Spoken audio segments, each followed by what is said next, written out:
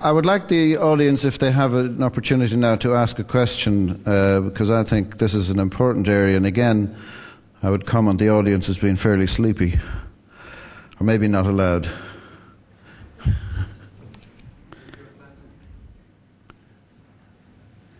In your classification, the length of adverse effects is not included, is it right?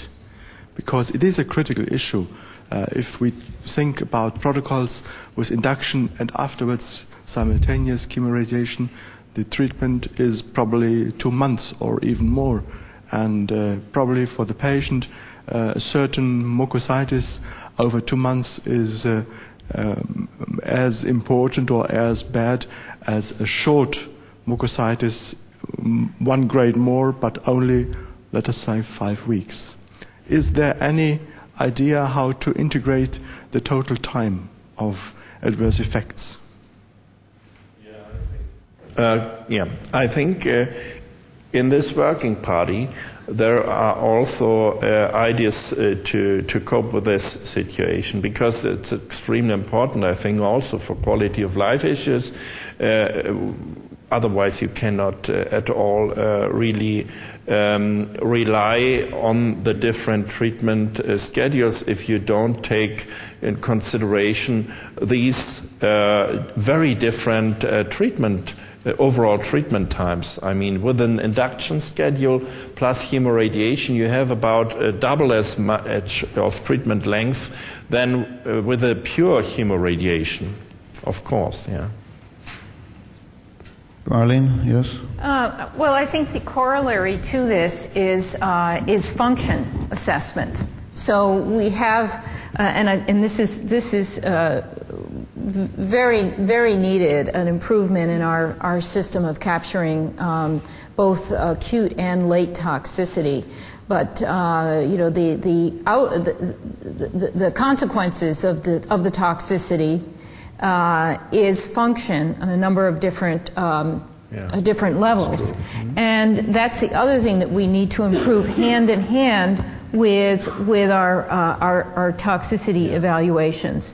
So we have some data from an ECOG study that we've done looking at function, swallowing function in oropharynx cancer patients over time with chemoradiation regimens, and trying to define paradigms for being able to objectively, other than a gastrostomy tube, objectively measure, look at swallowing function, and then be able to start with rehabilitative interventions at appropriate time points to improve swallowing. So, but certainly we now that chemoradiation that we've shown we can use it in some settings for organ preservation, and that we get improved local regional control compared to radiation alone in some settings. It's time to take a step back, certainly, and be sure that we're incorporating the function, quality of life, and appropriate toxicity parameters. Professor Hess? I totally agree with Volker Budach that toxicity should be stated as exact as possible. Yeah. But we should also look at the impact of surgery on quality of life. Many patients are treated after surgery, and I have prepared 2 slides for a very specific situation which we have in Göttingen. As you know, we are treating patients in Göttingen after laser surgery, even for advanced tumors. And perhaps I can have these 2 slides, please. Can we have Professor Hess's slides? And we have published the results in the Rare Journal. And first we have seen that with limited surgery, the patients were led in better conditions. Here you can see on the left hand the median hemoglobin level before surgery and after surgery. And the hemoglobin level is only very little reduced by laser surgery. And if you look on the effect on survival, overall survival, you see that this has considerable effect on overall survival. This is well known that the hemoglobin level is is very important for the results. But as you can see here, it's the hemoglobin level after surgery. So it's the surgeon who has an impact on the survival data, at least in this retrospective analysis. And the second point you can see in these patients, most of these patients were stage 4 patients. Next dia, bitte. Next slide, please. You can see here that with this kind of surgery, you have a larynx preservation in the larynx and hypopharynx patients in about 85% at 2 years. And what is most important, in those patients with great T4 lesions who were free of local regional recurrence after 5 years, you have a preservation in 85% in the larynx and 70% in the hypopharynx carcinoma. What I want to address is that you always have to include surgical aspects in quality of life discussions. Yep. And in all discussions we are making at the moment, we are only talking about radiation dose, radiation delivery, and concurrent chemotherapy. Yeah, thank you. Thank you. Any other questions from the audience? Here we go. Still. Not a question, but a remark. Then you have to incorporate the surgeon, the person of the surgeon. We know from other tumors, gastric cancer, etc., that the surgeon is an important predictive factor. That's the point. We have a multimodality treatment, including surgery. And often the surgery is the main point for acute and late effects. For example, lymphedema or other functional aspects. Yeah. And yes, Professor. This is also the reason that the CTC 3.0 now is including all the different disciplines, also the surgeons. So we have a common comprehensive reporting system of acute and late effects, which can be used by everybody. Therefore, surgeons were in the panel, and radio-oncologists, and medical oncologists, and so on, and so on, and so on. So this is the real step ahead in comparison with the RTOG grading system of toxicities, or EORTC, because this is just, it's only, what is it called, exclusive for radiation. And we need a system which grades transdisciplinary. So how is this going to be incorporated into our day-to-day life? Because as a surgeon, this is the first time I've seen that. It's not so long functionable. It'll be coming. Okay, has anybody got any comments as to how to minimize mucositis and how should we treat our patients? After all, we have once-a-day radiation, we got different volume radiation, and then we got hyperfractionated, accelerated. You know, how do we manage the patients? Because as surgeons, I don't see this, but I hear about it afterwards. Professor Gremmen? Well, I have at least been quite impressed with intensity modulated radiotherapy. They have done in Finland a series, I think, of 36 patients just recently published by Sarilahti, and they have reduced the dose to the salivary gland to below 20 grays, and severe xerostomia has dropped from about 60% to about 20% of the patients. And those patients really look very different. And now we are not speaking about the complication, but the side effect that has affected all patients so far. Professor Hess? I totally agree with that.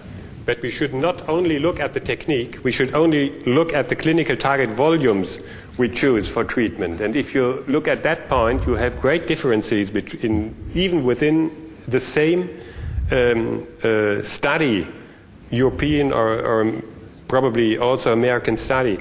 The clinical target volumes which should be treated are not very well defined. Yeah, that's true. So we need more accuracy. Yep. By IMRT, we have made experience not only acute xerostomia goes down, but we have in our 40 patients only at 15% of patients with mucositis grade 3, which means shrinking the volume to be irradiated also contributes to a reduced mucositis. Sure. So any magic as to how to minimize that apart from turning down the cooker? Is there prophylaxis that you can give at the time? Professor Grennan? I wouldn't comment on that one, but it seems to me that especially in combined treatment you have a big portion of patients where you can't actually complete your treatment as planned. And we know that many of these patients are malnutritioned when they come in, especially with advanced disease. So what we have done now, consequently for all the patients which are going to receive combined treatment or chemoirradiation, is that we have put in an elective PEG at the time of the pan endoscopy, which means that they have their PEG 2 or 3 weeks before you start the treatment. And during that time you can really change their metabolic status and you can get them in a better shape.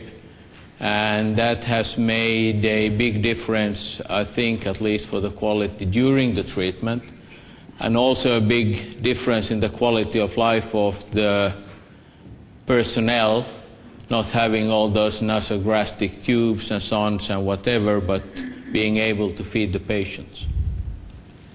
Yeah, we do that certainly. Is that what the audience does? Are a lot of your radiated patients, chemoradiated patients, percutaneous gastrostomized? Yeah? No? Does your population not allow that? Yeah, in our series it's the same. You have a lot of gastric tube feeding, around 80%. The question is whether or not you should do this up front, because the mainstay at the end is the late toxicity, whether or not the patient at the end will be able to swallow. In our experience, you see if you give them a tube feeding up front, they get in better shape, but don't use their swallowing muscles for around 2 or 3 months. After that, it becomes very hard for them to start swallowing again. Is that your experience as well? No, I wouldn't say. I think they eat the normal way as long as they can. And at least our patients are so used to drink that they drink as long as they can. But when they're not able to get enough that way, then they start using the tube.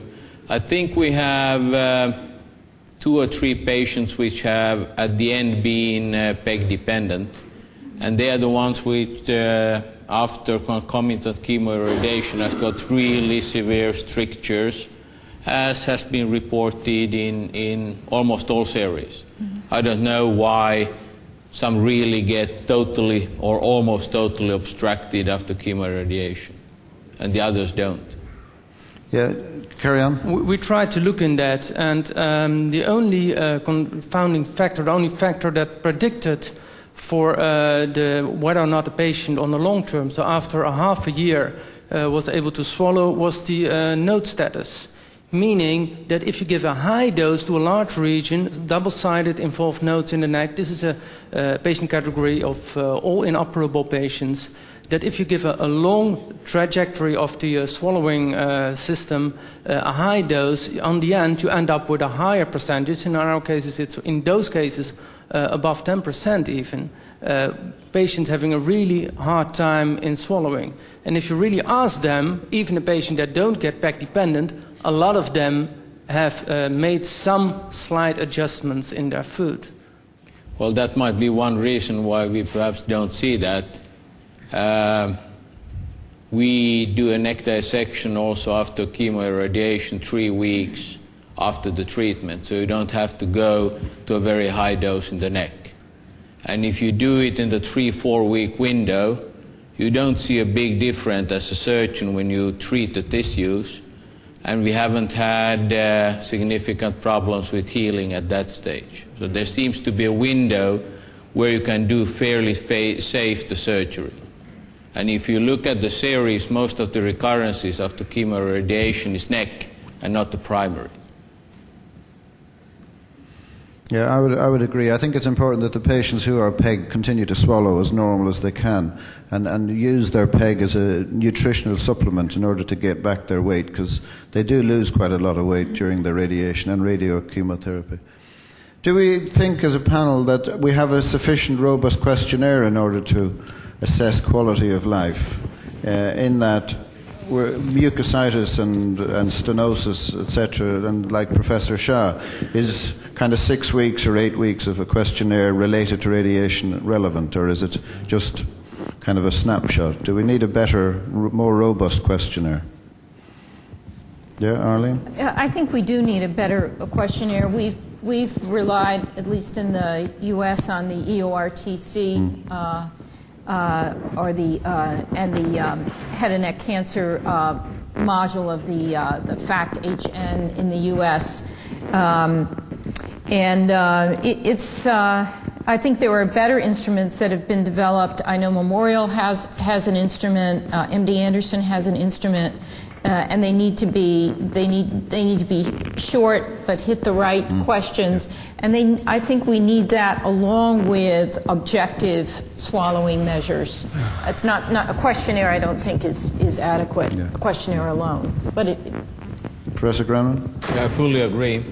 At least in Finland, you get a very small percentage of patients really filling out those long questionnaires. And that is a very selected group of patients. So if you start making conclusions out of that, you are way off from the real problem group. So we need something which is much shorter and much more simple. And needs to be done every time the patient appears, and needs to be read and acted upon. I think that's the great problem with the quality of life questionnaires, that in my clinical environment, they're collected and put in a box, and then they're studied a year or two later when you actually should be acting on it, or the patients expect you to act upon it. And sadly, I don't think a lot of people are. Yeah. Any questions, any more from the audience? It is nearly 7 o'clock. Well, with that, I would like to call today to a close in my panel, and I hope you will show your appreciation to my panelists. Thank you.